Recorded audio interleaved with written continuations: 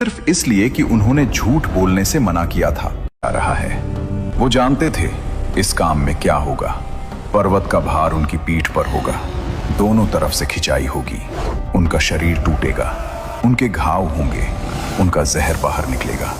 एक पल वासुकी चुप रहे और फिर बोले, मैं तैयार हूं। मंथन शुरू होता है। मंदराचल पर्वत समुद्र के बीच रखा गया। वासुकी ने उसके चारों ओर अपना शरीर लपेट लिया। देवता एक तरफ खड़े हुए, असुर दूसरी तरफ, और खिंचाई शुरू हुई। 1, 2, 3।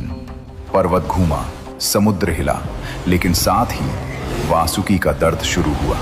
पर्वत का वजन उनकी रीढ़ पर था, दोनों तरफ से खिंचाव था।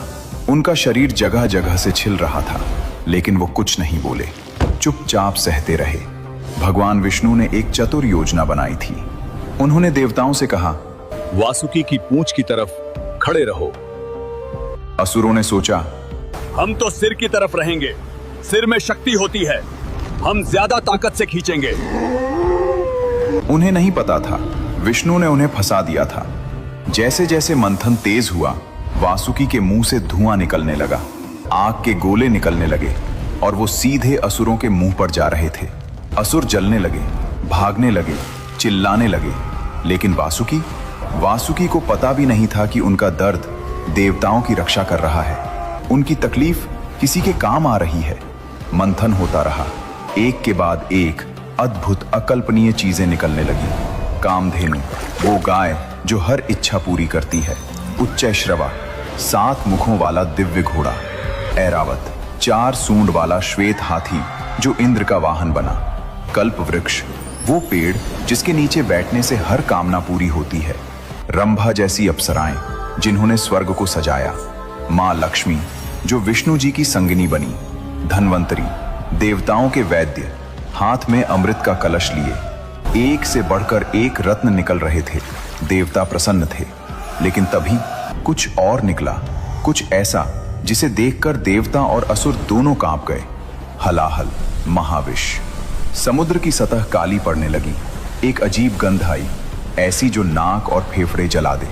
पानी उबलने लगा, पेड़ सूखने लगे, पक्षी आकाश से गिरने लगे, और फिर निकला हलाहल, कालकूट विष, महाविष, ऐसा जहर जो पूरी सृष्टि को एक पल में नष्ट कर सकता था। देवता भागे, असुर भागे, ब्रह्मा जी स्तब्ध हो गए, और वासुकी अभी भी वहीं थे, उसी पर्वत से लिपटे हुए। वो भाग नहीं सकते थे, उन्होंने वचन दिया था।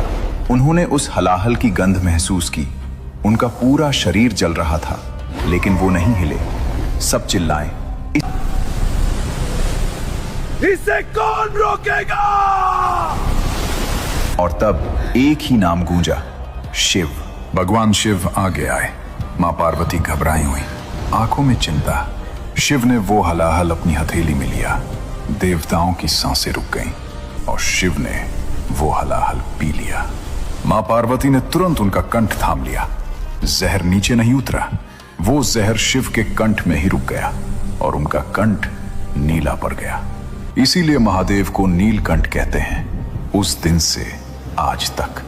और दोस्तों, उस पल जब शिव ने हलाहल पिया, वासुकी भी उनके गले में लिपटे थे।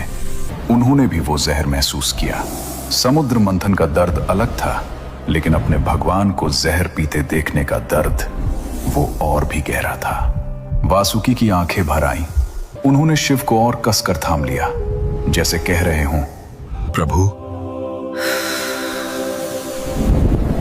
मैं हूं, मैं हमेशा यहां हूं। और शिव ने अपनी बंद आंखों से वासुकी की उस भावना को महसूस किया और मुस्कुराए। दोस्तों, समुद्र मंथन के बाद भी वासुकी की कहानी खत्म नहीं हुई।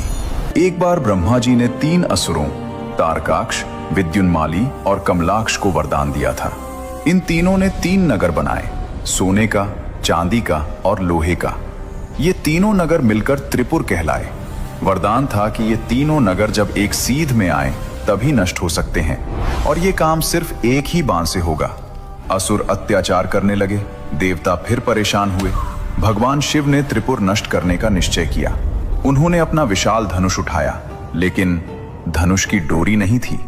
शिव ने इधर उधर देखा, तभी वासुकी आगे आए, बोले, प्रभु, मुझे अपनी धनुष की डोरी बनाइए। शिव ने वासुकी को देखा, मुस्कुराए और बोले, तथास्तु। वासुकी उस विशाल धनुष में डोरी बन गए। शिव ने पाशुपतास्त्र चढ़ाया। तीनों नगर एक सीध में आए और उस एक बाण से त्रिपुर भस्म हो गया। देवता जय जयकार करने लगे और वासुकी एक बार फिर, खुशी उनकी नहीं थी, श्रेय उनका नहीं था, लेकिन सेवा उनकी थी और वो काफी था। यही वासुकी थे, हमेशा पीछे, हमेशा निस्वार्थ, हमेशा तैयार। दोस्तों, महाभारत काल की बात है। पांडव वनवास पर थे। 12 साल का वनवास, जंगल जंगल भटकना, कभी भूख, कभी खतरा, कभी अकेलापन। एक दिन भीम, जो 5 पांडवों में सबसे बलशाली थे, जिनके शरीर में 1000 हाथियों का बल था, अकेले एक घने जंगल में घूम रहे थे। तभी एक नदी के किनारे उन्हें एक विशाल अजगर मिला। इतना विशाल कि उसने पलक झपकते भीम को अपनी कुंडली में जकड़ लिया। भीम ने पूरी ताकत लगाई, लेकिन वो हिल भी नहीं पाए। जो भीम पहाड़ तोड़ सकते थे, आज एक सर्प की पकड़ में थे। ये कोई साधारण सर्प नहीं था, ये थे नाग वंश के एक महान राजा, जो किसी श्राप के कारण अजगर बन गए थे। श्राप था कि जब कोई ज्ञानी पुरुष उनके सवालों का सही जवाब दे, तभी उनका उद्धार होगा। भीम के पास बल था, ज्ञान नहीं, इसलिए वो असहाय थे। जब बहुत देर तक भीम नहीं लौटे, तो युधिष्ठिर उन्हें ढूंढते हुए वहां पहुंचे। उन्होंने देखा भीम उस विशाल सर्प की पकड़ में है। युधिष्ठिर घबराए नहीं, उन्होंने शांति से उस सर्प से बात की, उनके हर सवाल का सही, गहरा और धर्मयुक्त जवाब दिया, और उस जवाब से उस नाग राजा का श्राप टूट गया। वो मुक्त हो गए। उन्होंने आशीर्वाद देकर प्रस्थान किया। ये बात जब नागलोक तक पहुंची, जब वासुकी को पता चला कि पांडवों ने उनके एक बंधु नाग को श्राप से मुक्त किया, तो वासुकी का हृदय भर आया। उन्होंने भीम को बुलाया और अपना आशीर्वाद दिया। 10,000 हाथियों का बल। भीम, जो पहले से ही अजेय थे, अब और भी शक्तिशाली हो गए। दोस्तों, अब तक आपने देखा कि वासुकी ने कितना त्याग किया, कितना दर्द सहा, कितनी बार सबकी मदद की। लेकिन एक दिन ऐसा आया जब वासुकी खुद टूट गए, और इस दर्द की जड़ थी उनकी अपनी मां कद्रू। हुआ यूं कि एक बार कद्रू और उनकी सौतेली बहन विंता के बीच एक शर्त लगी। शर्त थी, देवताओं के दिव्य घोड़े उच्चैःश्रवा की पूंछ किस रंग की है? कद्रू ने कहा काली है, विंता ने कहा सफेद है। जो हारे वो जीतने वाले की दासी बनेगी। अब असलियत ये थी कि घोड़े की पूंछ सफेद थी, यानी कद्रू हारने वाली थी। लेकिन कद्रू को दासी नहीं बनना था, तो उन्होंने अपने नाग पुत्रों को बुलाया और कहा, जाओ, उस घोड़े की पूंछ पर लिपट जाओ। बाल बाल काले दिखने चाहिए। कुछ नागों ने डर के मारे हां कर दी, लेकिन कई नागों ने साफ मना कर दिया। बोले, माँ, ये झूठ है, यह पाप है, हम नहीं करेंगे। कद्रू को गुस्सा आया। उन्होंने उन सभी नागों को श्राप दे दिया। तुम सब एक दिन अग्नि में जलोगे। एक मां ने अपने ही बच्चों को श्राप दे दिया। वासुकी समझ गए क्या मांगा जाए।